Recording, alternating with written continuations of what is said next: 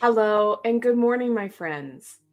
I hope today finds you in a fantastic space because today we are going to be talking about the sacral chakra. Last month, I started to explore and give you a little bit of insight around your root chakra.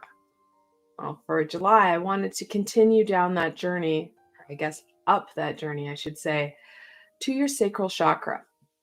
And yes, over the next 5 months, we will explore the remaining 5 chakras. We'll really wrap up 2022 in a beautiful way. So let's get into the sacral chakra. The sacral chakra is nestled right in your pelvic region.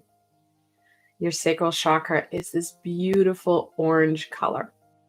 It doesn't matter what shade of orange your sacral chakra shows up to you in. It can be a bright, bright orange or kind of a deeper brown or orange. Whatever shade it is, it's perfect for you for where you're at right now.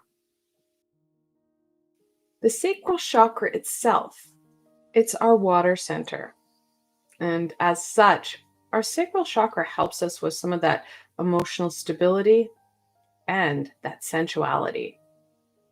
The sacral chakra in itself will help you with that emotional stability. So stabilizing some of those ups and downs.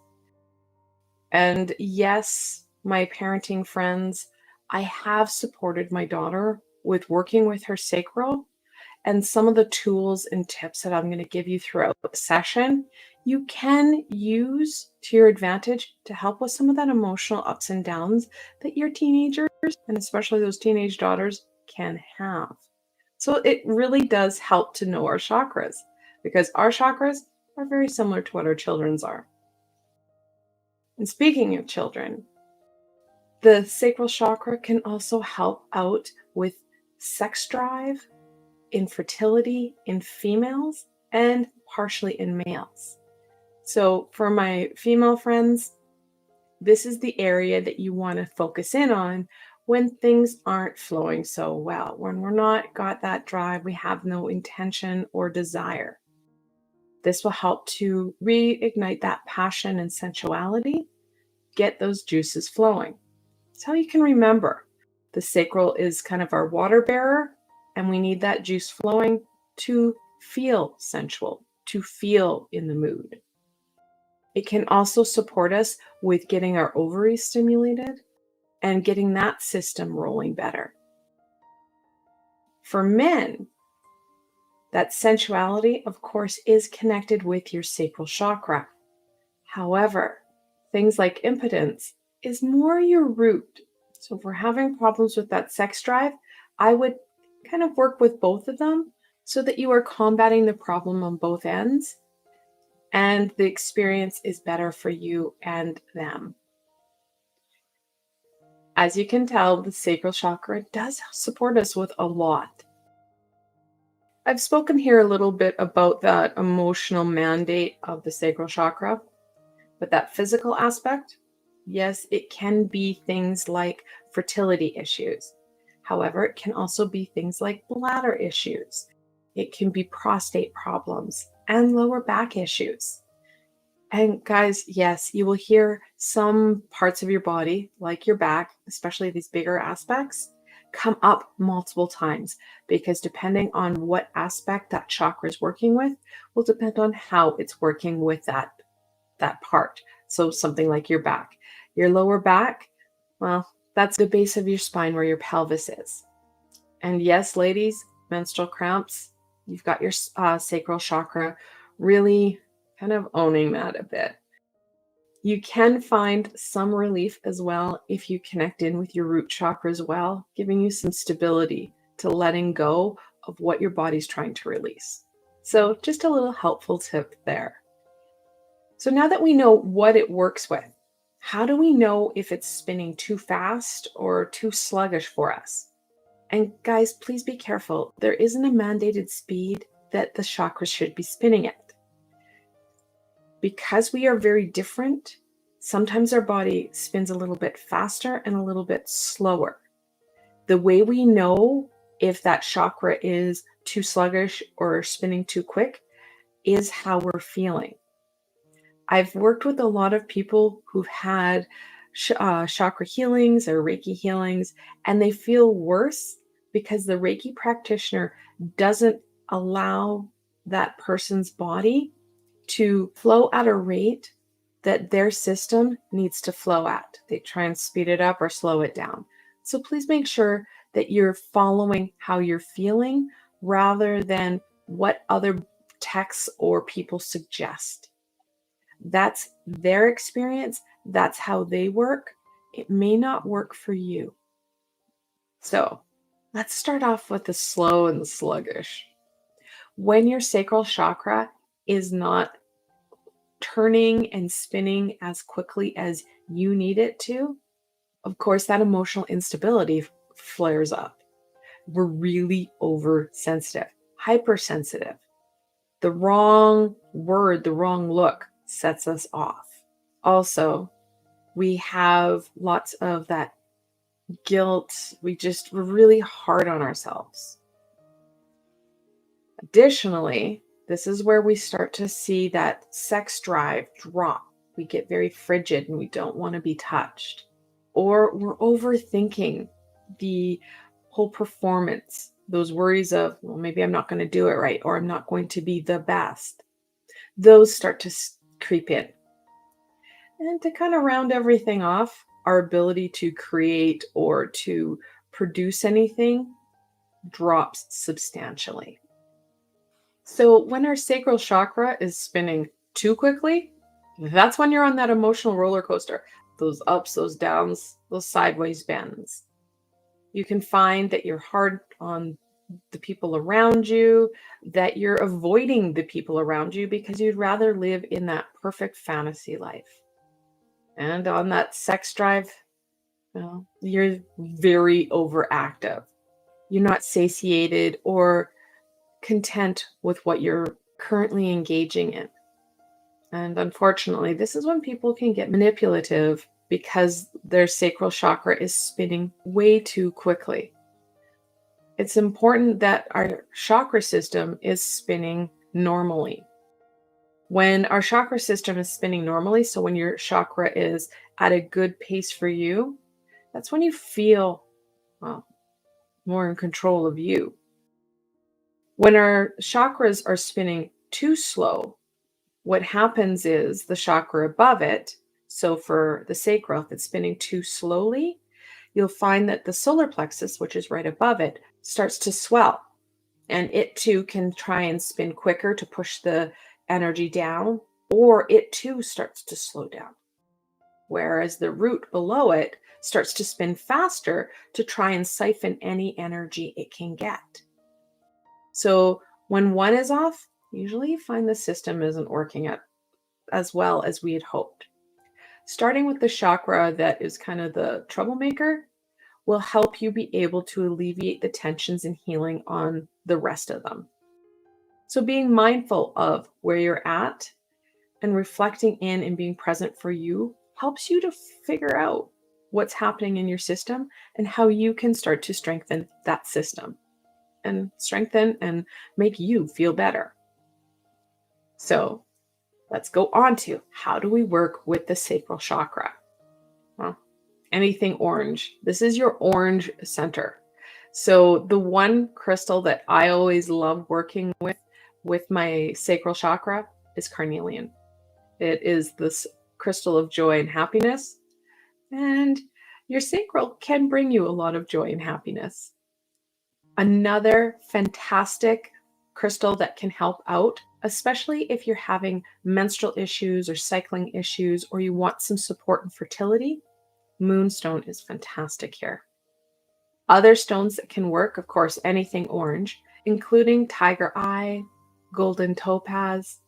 You can go in and check into what you have right at hand. So if you're not a crystal person, the essential oils that you can use here, not surprisingly, orange. You will find that things actually do make a lot of sense when you start to look at it. So yes, orange is the name of the game. And if that's all that you can remember on the sacral, you are golden. So the essential oils, of course, the orange, and also we'll get into it, but you will see orange come up again. Rose, jasmine, sandalwood, those really help to empower and heal your sacral chakra. Getting into your cupboard in the herbs, things that you can add to your foods, things like coriander, fennel, licorice, vanilla, sesame seed, including sesame seed oil. Things that you have right at hand. That's what you want to be focused in on. We don't want to add extra burden to us. What do you have within your home environment? And speaking of home environment, let's get into our tummies. Let's get into the food. The sacral chakra focuses in on taste. So things that are very, and for the sacral chakra, sweet work best. That's what the name means. Its traditional name means sweetness. So those sweet foods, including those sweet drinks, so fruit juices, that type thing, where it's that sweet, but it's a natural sweet. We don't want the refined sugars here. We want the natural sugars, because refined sugars can really take its toll on the sacral. It can take a toll on your whole body. Other foods that you can look at, fish, of course, that water, right? Fluids, tea, fantastic. You can start to incorporate some of those herbs into a tea. Make a really nice herbal tea. You can also add in some nuts and seeds, and of course, pretty much anything orange naturally in color. So a carrot may not be a sweet vegetable. However, because it has that orange hue, our body naturally connects into our sacral chakra. And I know food is a big piece. Food, drink, those are things that we naturally have within our environment. Other things that we can work with is some color therapy. So anything orange. If you want to work in meditations and work with, say, the archangels, you can use, say, an orange candle. And you don't need to go get fancy candles. The little birthday candles, they're great. They're small and easy to find. The archangels that are connected in with your sacral are Archangel Haniel, Archangel Jophiel, Archangel Gabriel. You can call in whomever you need. When we're working with specific chakras, if you, say, want to work with reproductivity and childbearing, Archangel Gabriel's fantastic at this because she's the parenting archangel. You can ask her for helping with reproductivity and conception. When you're setting those intentions, just make sure that you're asking for any and all high vibrational beings who can support you in this for your greater good. Come help out. That way, you're not limiting, you're expanding that support. And I should mention that setting intention will support you with all these elements. So if you're making a herbal tea, set the intention that you want to heal and soothe your chakra. You want to strengthen that sacral chakra. That intention really does help you and your body be very clear on what you want. Now, if you are a sound person, the sound frequency is 417 hertz, and the sound is VAM, V-A-M. And remember, guys, you can have this music, this sound playing in the background as you're doing other elements to support you and your chakra system. We don't need to add extra all the time. We can multi-layer things so that they're supporting you on multiple levels. You're working more efficiently rather than harder. And yes, you can start to incorporate more than one chakra in a healing. So if you know your sacral chakra is being a bit of a problem right now, and you're feeling it in your root as well, or if you know that that root sacral combination is going to be helpful with, say, menstruation cramps or impotence problems, you can take both of them and work them at the same time. Do what makes sense for you. but know that this is not an isolated system. It's a system within our system. So, like I said, many times it's multiple chakras impacted. So we kind of have to use that creativity. And if that creativity is lacking, start with your sacral chakra. I hope that this little bit of time, this little bit of information on your sacral chakra has helped you to understand you a bit better.